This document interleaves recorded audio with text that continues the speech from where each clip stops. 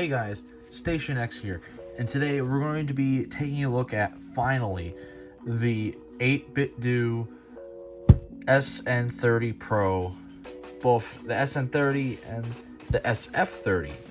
I have both variants here. Right here is my favorite thing ever, in the history of forever. This is a video that I've been putting off for a very long time, essentially since the beginning of this channel. I've been meaning to make this video, and it just kept getting put back. But we're finally taking a look at this. These are third-party controllers that the great company 8BITDO decided to make for the Nintendo Switch, but this can also work on your PC. Here it says right here. So you can do it on your Switch, Mac OS, Android, Windows, Steam, and a Raspberry Pi if you wanted to. Hey, that's pretty good. As this thing's Bluetooth, it's got 16 play hours. It uses USB Type-C, and this one's particularly modeled after the Super Nintendo controller, and you have the Japanese version, the Super Famicom color variant. I say that because there is another version of the controller that's it's still the exact same shape, but it's has Xbox branding on it. Has the Xbox buttons instead of the Super Nintendo buttons, and it's got the big Xbox logo in the center. But yeah, these are extremely nice. It essentially takes what we already know with the Super Nintendo controller and brings it into the modern era, essentially. Yes! Come to Papa! With adding thumbsticks, similar vein to how the PlayStation has theirs on the bottom, and they also feel like PlayStation 4 thumbsticks in general. Gives us a really nice, the familiar D-pad we're also used to, but we're also given L2 and R2 buttons along with L and R. And the L and R's themselves are very, they're very small, like slimmer compared to the original one. But yeah, enough looking at the boxes. Let's just open these up real quick. Let's take a look at the Super Nintendo one first. Just slides right out, and then there it is. So, slide down a little bit. It's in this really nice, like, packaging as if you're opening up like a piece of jewelry. But here it is, the Super Nintendo, the SN30 PRO. Taking a look, I have an actual Super Nintendo controller. This one's a little bit dirty, but as you can see here, it's in the pretty much exact same shape. The D-pad's a little risen. It's a little higher compared to its usual spot. But yeah, this always felt very comfortable in the hands with the round edges. Considering the fact that the NES controller was this square rectangle thing, and it was kind of digging into your hands here. This was nice and round, so you could hold it very comfortably. You had these nice big bumpers, and you had this caved-in buttons on top, as well as just normal flat buttons right here on the bottom. And so this was a very nice classic form factor, and they bring this one that's available on the Switch. And how you connect it to it is you go to the normal controller section on the Switch, and you hit the start button and the Y button, hold them at the same time, and it will connect fairly easily. I'll demonstrate it later on in the video, but here, same kind of deal. The normal flat buttons here, the caved in ones here. You got your thumbsticks, which push down as well. Has rumble on it. Here's your the capture button, and then the home button. And then you got your triggers. Well, these aren't like analog triggers, but you got your trigger buttons here, and then your shoulder buttons here, which from this angle they look the same, but they're a lot thinner compared to the actual ones. They look more so like Joy-Con buttons. Like this section right here really looks like Joy-Cons. This is a little longer. But yeah, this is really nice, clean controller, and I've been a fan of this a lot. I've been trying to play games that you know, you wouldn't really use a Super Nintendo controller for, like Smash Brothers, and Mario Odyssey, Breath of the Wild, stuff like that. But I also tried it since also the NES and Super Nintendo games are on the Nintendo Switch due to the online service giving you an option to play those games. So you could use this to play your classic games again. And a lot of people didn't like the D-pad on the Joy-Cons, because if I get the Joy-Cons now, so here we have the Joy-Cons, and you see how these are just individual pressed buttons. Like, that's, like, I don't like that, and it's not very good for platforming. Here, you have it's very similar to the regular D-pad, as you can see here. It's just a little darker compared to it's just like a darker shade of gray compared to this one.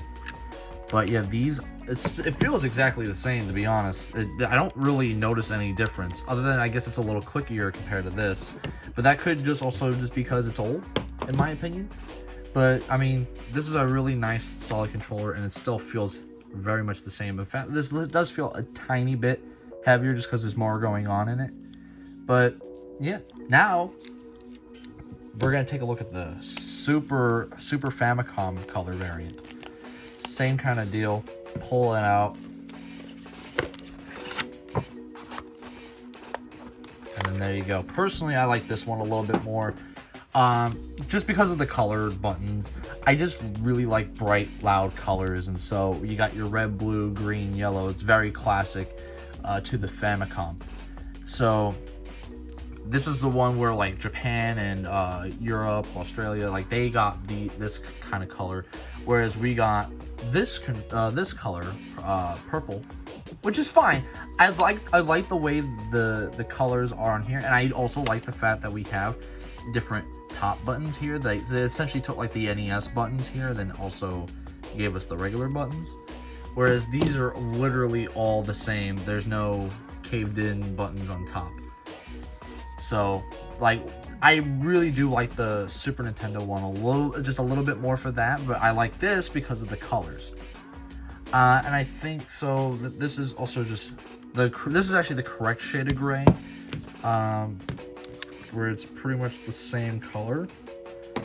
But yeah, this one's a little darker thumbsticks, darker grays on the D-pad.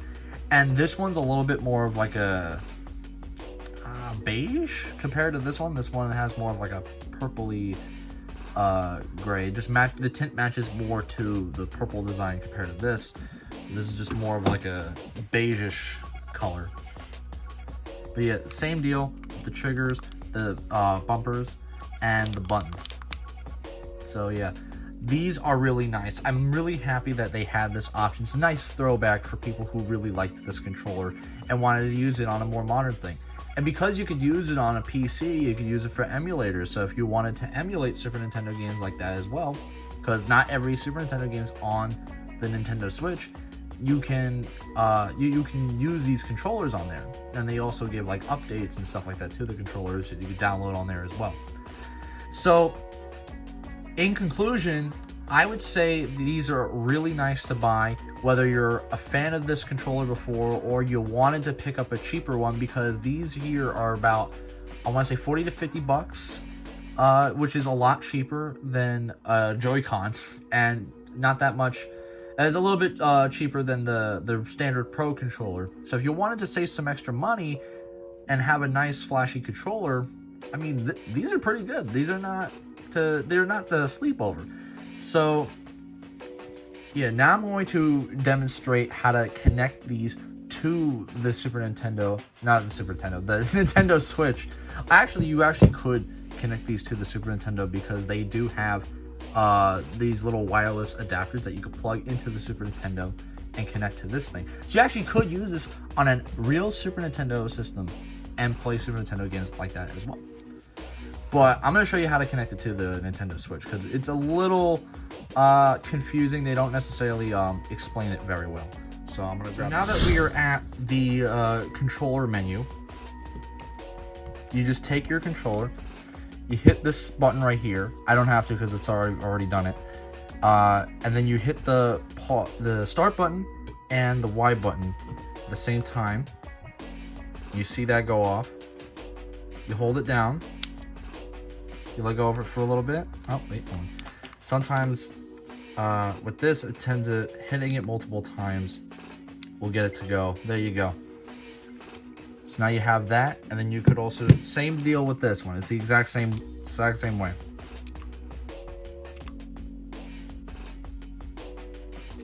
That tends to work for me, just hitting it multiple times, but I've seen other people do it where you just hold it down and let go after a while. But yeah, and then you could use this like a normal, like any other controller. I think it'd be cool if we take a look at an actual Super Nintendo game. Where is the Super Nintendo? 2,000 years later. It's time to stop! And now that we're on the Super Nintendo, let's just go safe and do Mario.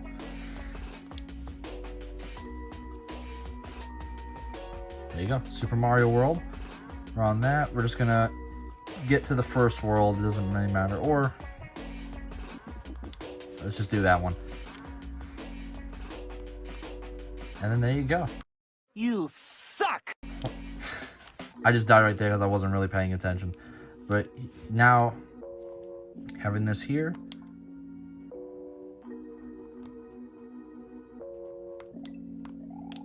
Yeah, and it just feels really good in the hands. Oh, brother, this guy stinks! And I'm really bad at it. As we can see, I'm really bad at video games, but I was just trying to demonstrate that, hey, this is a really nice option for the Switch if you want to buy it for this. Or, like I said, you could use it for your computer, use it for your regular Super Nintendo. This has many options. So, honestly, this is a really nice multi-purpose controller that if you wanted to use it for whatever. The one caveat I will say is that it is extremely difficult for whatever reason to sync to a system. The way I showed it, it seems very simple, and in theory it is, but when you have to first initially sync it up, it's really complicated for whatever reason. It just doesn't want to go.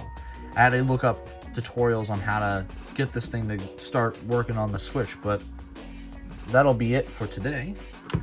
So that is the 8BITDO Super SN30 Pro and the SF30 Pro.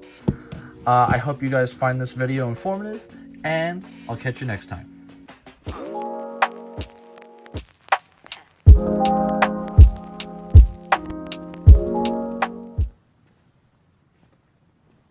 You're still here. It's over. Go home.